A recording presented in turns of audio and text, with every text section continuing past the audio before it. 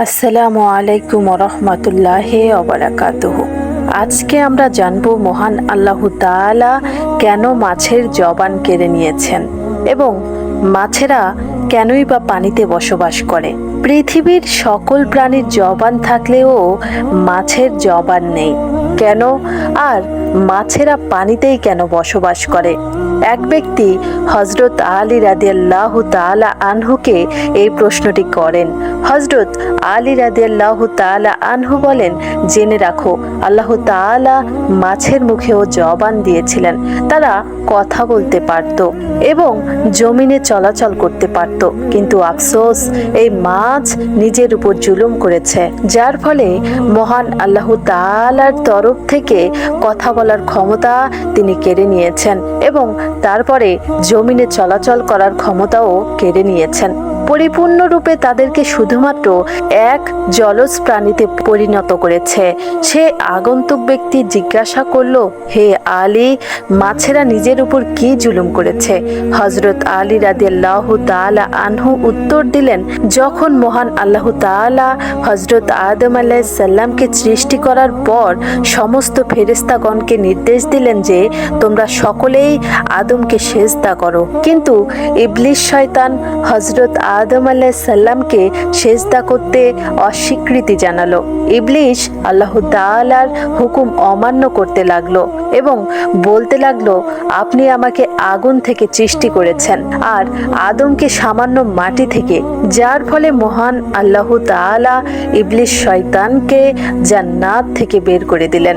ইবলিস শয়তান জান্নাত থেকে বিতাড়িত হয়ে অভিশপ্ত এবং কুৎসিত রূপে এবং চিৎকার করে জমিনের সমস্ত মাখলুকদেরকে বলতে লাগলো, সাবধান, মানুষ পৃথিবীতে এসে পৃথিবীর বুকে জুলুম অত্যাচার করে বেড়াবে। সেই সময় মাছেরা পানিতে চলাচল করতে পারত এবং জমিনেও চলাচল করতে পারত। তারা উভয় প্রাণী ছিল। তখন মাছেরাও কথা বলতে পারত। ইবলিস শয়তান সমস্ত প্রাণীদের মধ্যে সর্বপ্রথম মাছদেরকে কুমন্ত্রণা দিল। ইবলিস শয়তান মাছদেরকে বলল, মানুষ যখন পৃথিবীর বুকে আসবে তখন তারা নিজেদের ক্ষুধা মেটানোর জন্য তোমাদেরকে জীবন্ত অবস্থায় চাকুর সাহায্যে কেটে টুকরো টুকরো করে খাবে।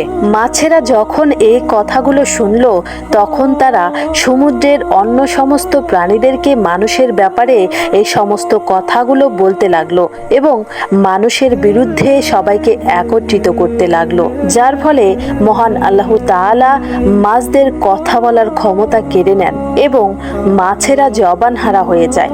পাশাপাশি মহান আল্লাহ তাআলা মাছদের ব্যাপারে এই বিধান জারি করে যে কোনো মানুষ মাছদেরকে জবাই করতে হবে না, তাদেরকে জীবিত অথবা মৃত উভয় অবস্থায় কাটা যাবে। অন্য সকল প্রাণীকে আল্লাহর নাম নিয়ে জবাই করার যে বিধান প্রযোজ্য সেটা মাছদের ক্ষেত্রে প্রযোজ্য হবে না, কেননা আমি তোমাদের জীবনকে পানির মধ্যে সীমাবদ্ধ করে দেব। মাছদের উদ্দেশ্যে বলা হলো, তোমাদেরকে যখন পানি থেকে উঠানো হবে তোমরা নিজেই ছটফট করতে করতে মারা যাবে। এর ফলেই যখনই মাছকে পানি থেকে বের করা হয় মাছেরা ছটফট করতে থাকে এবং মাছের দেহের সমস্ত রক্ত এসে তার গলার মধ্যে একটি বিশেষ গ্রন্থিতে জমা হয়ে যায়। আর এই কারণেই মাছকে খাওয়ার জন্য বিশেষ প্রক্রিয়ায় জবাই করার কোনো বাধ্যকতা নেই, কেননা ইসলামে জবাই করার বিধান এই জন্যই দেওয়া হয়েছে যে যাতে করে পশুর শরীরের রগের মধ্যে প্রবাহিত সমস্ত রক্ত মাংস থেকে আলাদা হয়ে বের হয়ে যায় এবং মানুষের গুণাগুণ অক্ষুণ্ণ থাকে, জীবাণুমুক্ত থাকে, স্বাস্থ্যকর থাকে। আদম সন্তানের জন্য যেন এই খাবার কোনোভাবেই যেন এই খাবার অস্বাস্থ্যকর না হয়।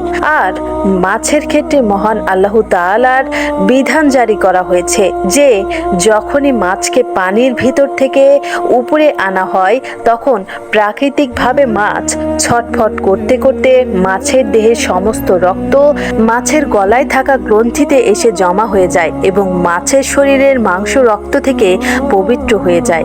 এর জন্য নিয়ম কানুন পালন করে জবাই না করলেও এটা প্রত্যেক আদম সন্তানের জন্য মৃত এবং জীবিত উভয় অবস্থায় হালাল।